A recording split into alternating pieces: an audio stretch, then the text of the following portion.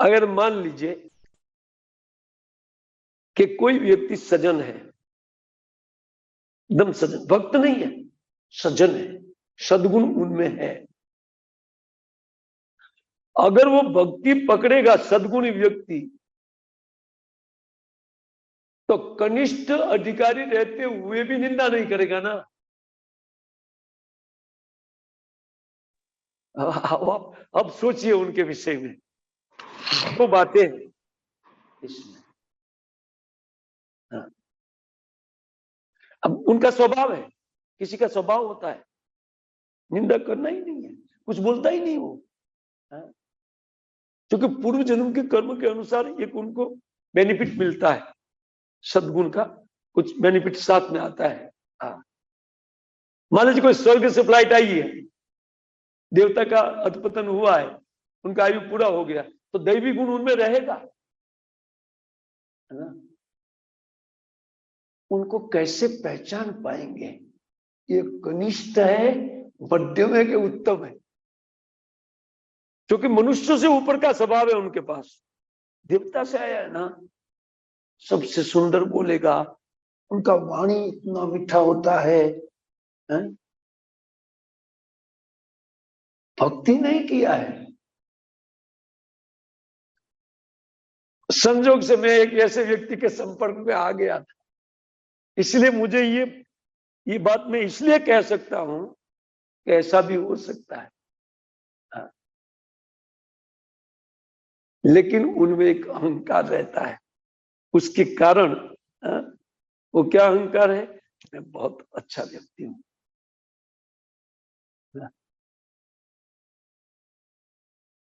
अच्छा भक्त हूं ये नहीं। हाँ, उनमें एक अहंकार रहता है कि मैं अच्छा व्यक्ति हूं, और अच्छा व्यक्ति होने से भक्ति में आ गया, कनिष्ठ अधिकारी है, और उनके पास एक अहंकार है कि मैं अच्छा व्यक्ति हूं, तो अपने गुरु में भी बुराई देख लेगा। क्या करेगा? और 8 गुरु बदली किया एक व्यक्ति ने। मैंने देखा, बोले ये प्रभु जी 8वां गुरु है मेरा। अच्छा, इतना सॉफ्ट और इतना सहनशील, वो समुद्र के तट पर ऐसे ही सो जाएगा। अब उनको जहां डालो कोई भय नहीं, कुछ नहीं। देवता को कोई भय नहीं होता है, आप जानते हैं इस बात को। और उसी प्रकार का हृदय लेकर के आया है? उनको थोड़ा भी अपेक्षा नहीं रहता है शरीर का। ऐसे व्यक्ति के संपर्क में मैं आया हूं, मैं तभी मैं समझाता हूं आपको ये सारी बात, नहीं तो मेरी समझ में भी नहीं आता था कुछ।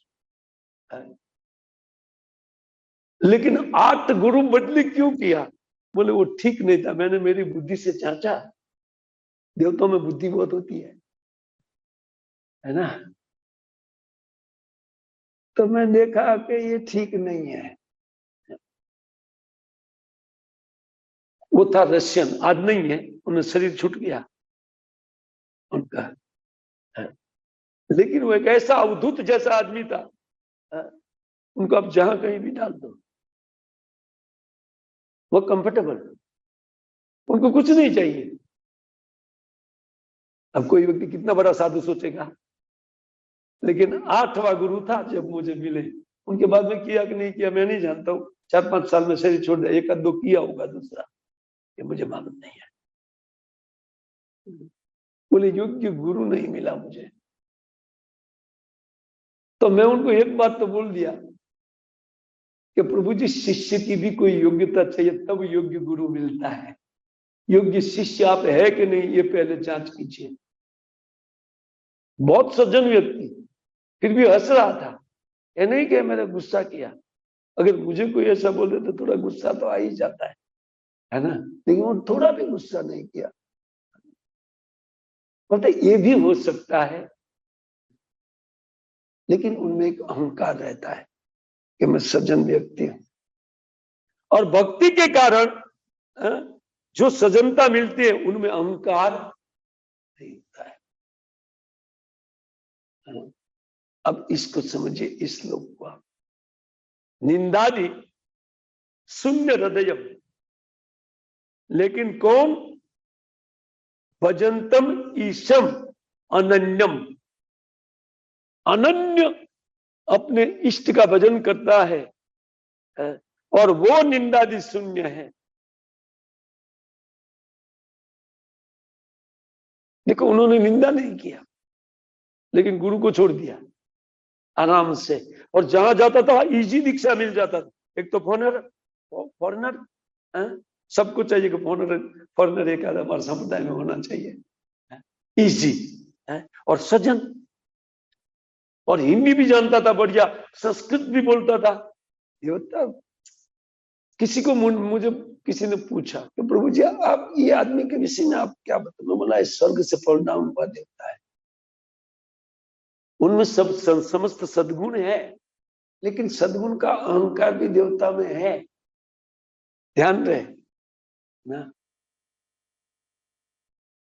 लेकिन उन गुणों को देख करके कोई व्यक्ति बोले निंदादि शून्य है, वो कनिष्ठ भक्त हो ही नहीं सकता है, ऐसा बात नहीं है।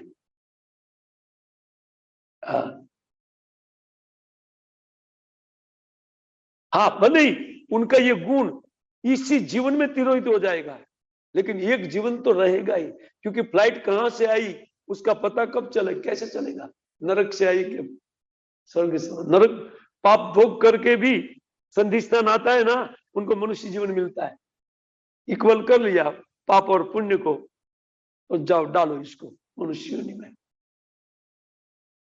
और देवता लोग पुण्य भोग करके सीधा आते हैं और नरक नहीं गए, इसलिए नरक में वो गाला गाली ठाना ठानी वगैरह उनकी व्यवहार में नहीं होता है, सज्जन एकदम, क्योंकि सीधी फ्लाइट है ये ना।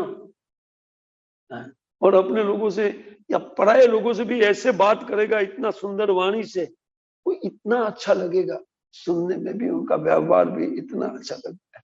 लेकिन एक जीवन मुश्किल से चलेगा वो व्यवहार, हाँ, क्योंकि यहाँ मनुष्यों की संगति के कारण वो दूषित होकर के तुरंत वो डाउन होगा, और दोबारा हो सकता है शुद्र हो जाए, और एक भी सद्गुण न रहे।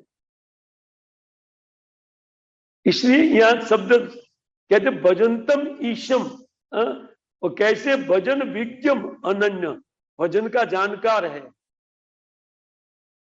भजन की जानकारी क्या है? भजन की जानकारी ये है कि मैं भक्त हूं ही नहीं, वो अपने को कनिष्ठ भक्त से भी नीच मानते हैं, मैं एकदम निम्न हूं। ये भाव जिनके चित्त में है वो भजन विज्ञ व्यक्ति है, वो भजन के जानकार है, क्योंकि सबसे अपने को नीच सोचने वाला किसकी निंदा नहीं कर सकता है ना। वो सोचेगा कि ये गुण, ये दुर्गुण मुझ में भी था, आज भक्ति की कृपा से नहीं है, तो ये भक्ति की कृपा समझता हुआ भजन को अत्यंत ऐसा, वो भजन को इस प्रकार सम्मानित करता है भक्ति को, कि उनके पास समय ही नहीं रहता है उनका सम्मान देने में, दूसरे की निंदा कब करेगा, है ना। देखिए, तो ऐसा अनन्य भक्त है, उनकी शुश्रूषया, उनकी सेवा पूर्वक सम्मान करना चाहिए,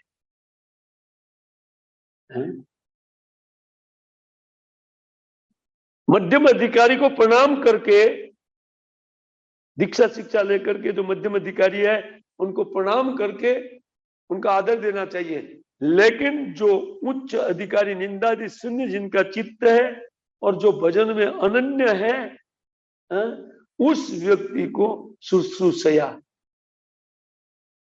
उनकी सेवा शुश्रूषा से व्यक्ति को कभी संतुष्ट नहीं होना चाहिए। जितनी ज्यादा सेवा उनकी हो सके उन सेवा पूर्वक उनका आदर करना चाहिए। कुल मिलाकर के यही है। इस श्लोक को हम लोग, वो जो 2 वृत्ति लिखा है इसमें, एक